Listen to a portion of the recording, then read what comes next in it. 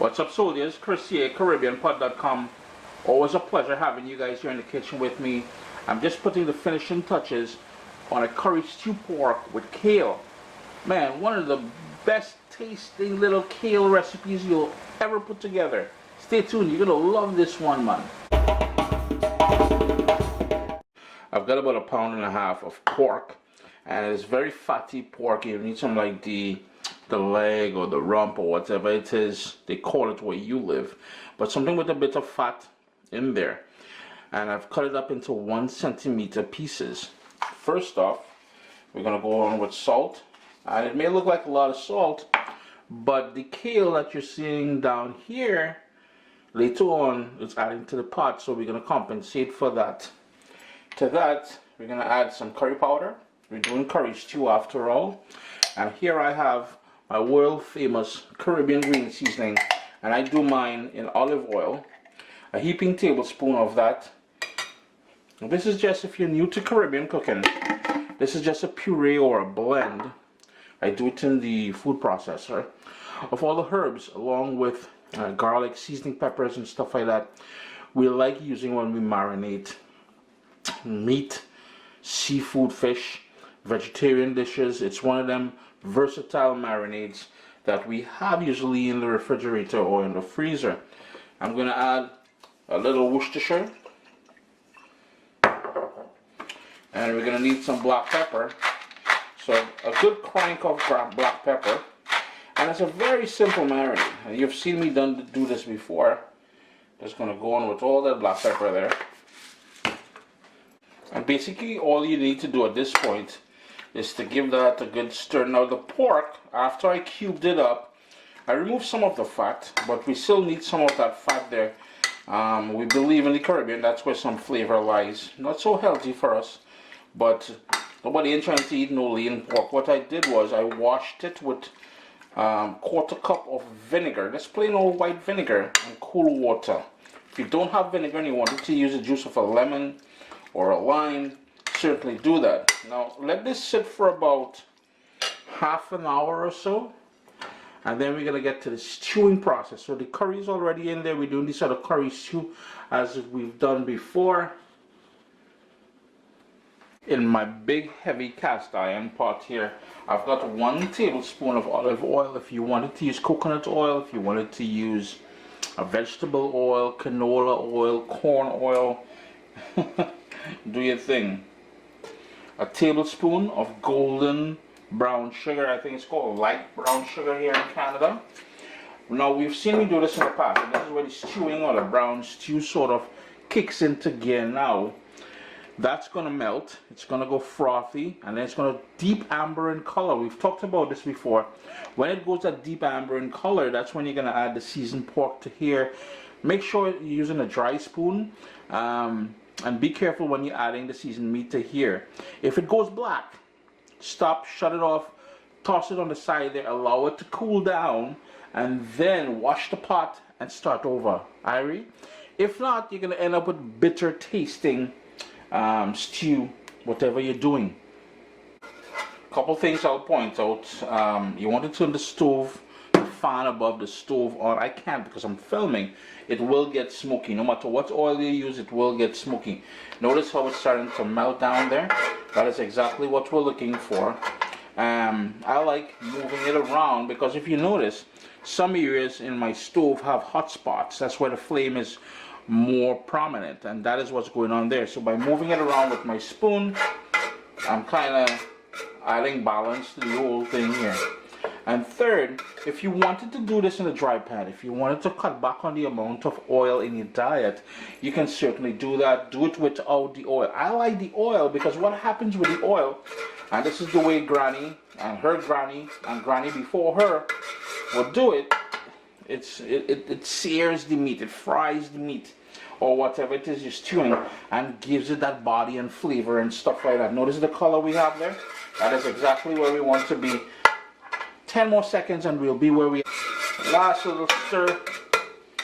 And here's where we're going to add the seasoned pork to the pot. I want you to add a quarter cup of water to the same bowl. More like half a cup of water, to be honest with you. Give that a good stir. I'm not sure if I mentioned to you guys already, but my heat is on high. Now I know once I put the lid on here, this pork will sprout its own natural juices. But we need a little bit more juice or liquid or water in there. If you wanted to add a bit of coconut milk, by all means do that. You'll get a lovely flavor out of that coconut milk. My heat is still on high. We've got color on all sides of that pork. And remember, we cut it up really small because we want this to cook relatively quickly and nice and tender. So here's where now I'm going to add that water. Give it a little stir, and we want to bring that up to a boil. Sort of scrape the bottom of the pot. I know some of you and all your false teeth is be like, oh gosh, Chris, you're scraping the thing. It's affecting we dental work. And no. Cool yourself, man. Anyhow, notice the bubbles right away. That is because of the high heat. I'm going to turn my heat all the way down to low now.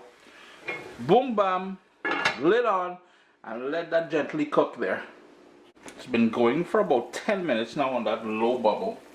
Notice how much more liquid. I told you guys it's going to sprout some more liquid, which is cool. I want to sort of build on those flavors. So even though I already have thyme in my Caribbean green seasoning, I like adding a bit more in there. Even though I have garlic in my Caribbean green seasoning, I like going in with a bit more.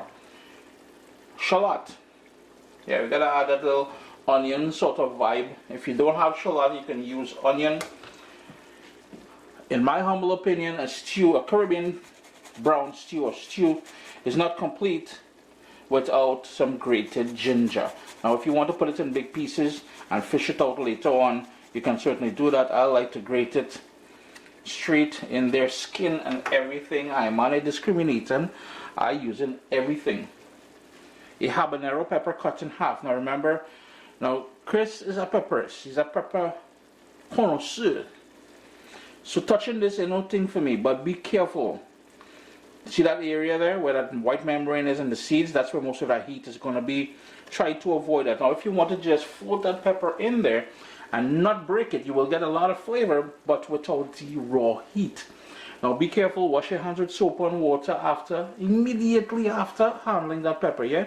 Lid back on and let that continue on that sort of low vibe there until we get that tenderness happening. As that niceness happens in the pot there, let's take a look at how we're going to break down this kale. We need to get rid of that rib. That rib there is too tough. So what I like doing is making sure it's nice and clean. Yeah, I washed it and I rinsed it quite a bit. And I'm just going to take my knife, run it down, chop, chop, chop, chop. And we've got this beautiful kale just ready to just rip apart. Get rid of that middle rib. That's too tough. We ain't trying to cook that down. We're just going to rip this up here into pieces such as that. Just going to move this aside. I'll show you again. So we've got this. We're going to put it flat. We're just going to run our knife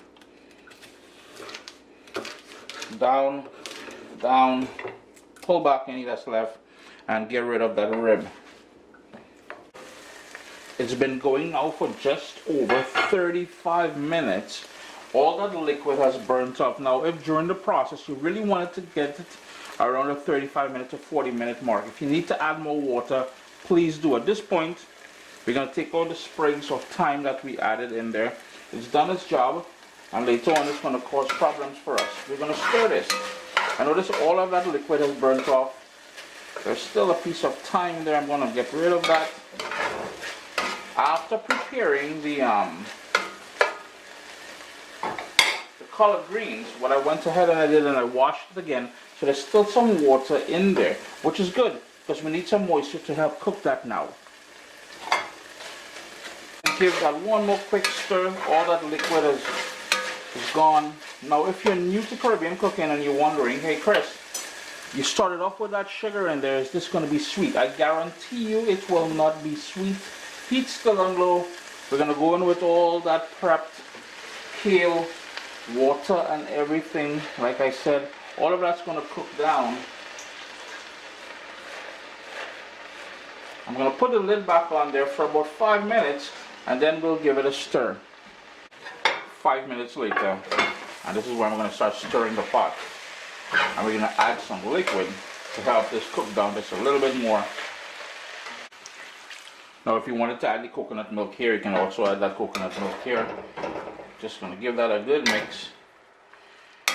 And allow that to cook down until that kale is nice and tender. And everything comes together, yeah? I'm telling you, man, it is smelling awesome in the kitchen right now. It's going for about 25 minutes now. And what I'm going to do here is give it another quick stir. And I like adding a bit of tomato. And I found some grape tomato in the fridge there. It's about 10 grape tomato. Now all the ingredients will be listed down below in the description of the video. But what I also want to do is to raise the heat up now. We're going to burn off all that liquid. Here is where you're also going to taste it for salt, and we're going to adjust it accordingly. But all we need to do now is burn off that liquid and we're done. Yeah, so basically all you would do now is taste it for salt, adjust that salt and burn off the liquid. Chris here, CaribbeanPot.com. Always a pleasure. Notice all that liquid is almost gone there, but you really want to burn off that liquid altogether. I'm going to shut things down because it's very late now. I'm shooting late at night here and I just want to get this video edited and up and all that. But anyhow, leave comments down below. Always a pleasure having you guys in the kitchen with me. Hit that video thumbs up. Tell a friend. Tell a friend that Uncle Chris is doing real nice things here on YouTube, man. What's up, soldiers? Don't forget to click subscribe. If you've already clicked subscribe, hit that bell notification thing. I want to all you missing out on the new videos, man. Come on, click.